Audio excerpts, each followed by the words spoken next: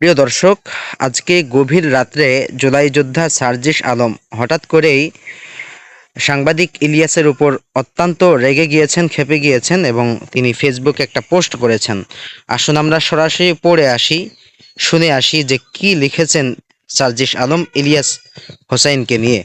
তিনি 3 ঘন্টা আগে একটি পোস্ট করেছেন, ভণ্ড ও গুজববাজ অ্যাক্টিভিস্ট ইলিয়াস হোসাইন প্রসঙ্গ। গতকালকে ডেইলি স্টারের প্রতিষ্ঠা বার্ষিকীতে বাংলাদেশের সকল রাজনৈতিক দলের নেতৃবৃন্দ সেখানে উপস্থিত হন। আমিরে জামাত বিএনপির গুরুত্বপূর্ণ নেতৃত্ব সালাউদ্দিন আহমেদ থেকে শুরু করে রাজনৈতিক অঙ্গনের সকলে শুভেচ্ছা জানান, কিন্তু আমার উপস্থিতির ছবি নিয়ে ইলিয়াস হোসেন নোংরামি শুরু করেছে। এর আগেও সে একাধিকবার মিথ্যাচার করেছে। ঘটনা 1 জানুয়ারি 2026 বছরের প্রথম দিনে আমি পোস্ট দিয়েছিলাম, শহীদ ওসমান হাদির খুনিদের দেশে ফিরিয়ে এনে বিচার ও রায় কার্যকর করতে হবে।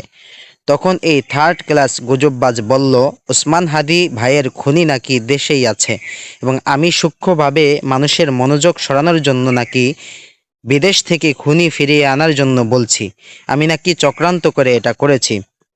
অথচ কিছুদিন আগে ভারতের আইন শৃঙ্খলা বাহিনী ভারত থেকে ওসমান হাদি ভাইয়ের খুনিদের গ্রেফতার করে।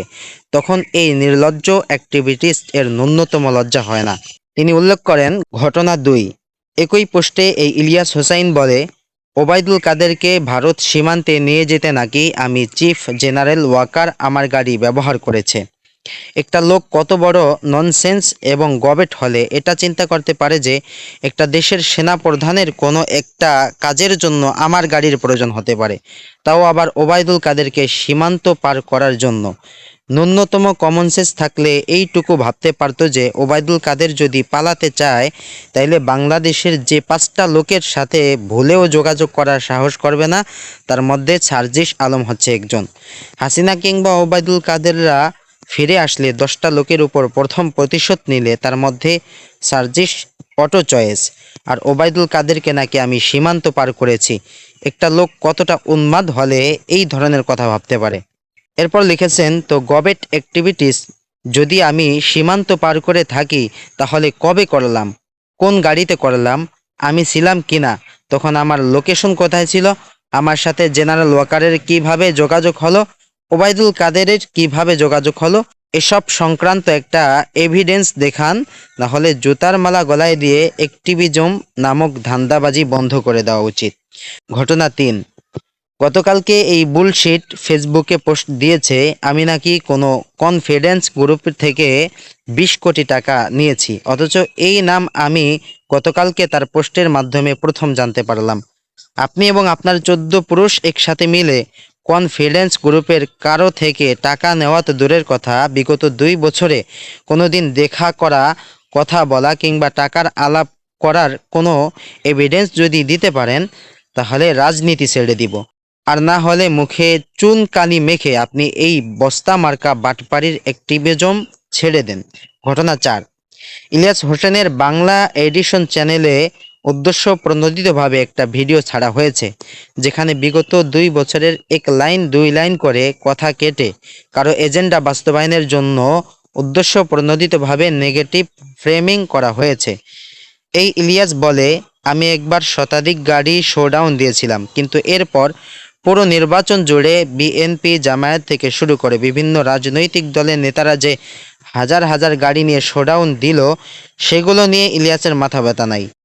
আবার তার ব্যক্তি উদ্দেশ্য সার্ভ করা বাংলা এডিশন চ্যানেল বলে, আমি নাকি দামি ব্র্যান্ডের ঘড়ি পরে বিতর্কিত হয়েছি, অথচ বিগত 2 বছরে আমি 10 দিনও সম্ভবত ঘড়ি পরি নাই এবং যেটা পড়েছি সেটার দাম 3000 টাকাও না, যেটা নিউ মার্কেট থেকে কেনা।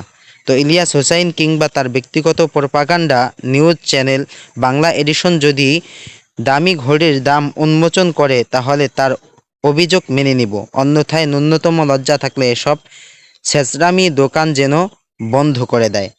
ইলিয়াস হোসাইন হয়তো জানে না যে সে এভাবে মিথ্যা প্রপাগান্ডা ছড়িয়ে অনেক ব্যক্তি কিংবা প্রতিষ্ঠানকে জিম্মি করে লক্ষ লক্ষ টাকা অনলাইন চাঁদাবাজি করে পার পেয়ে যেতে পারে, কিন্তু ওই সুযোগ আমরা দেব না।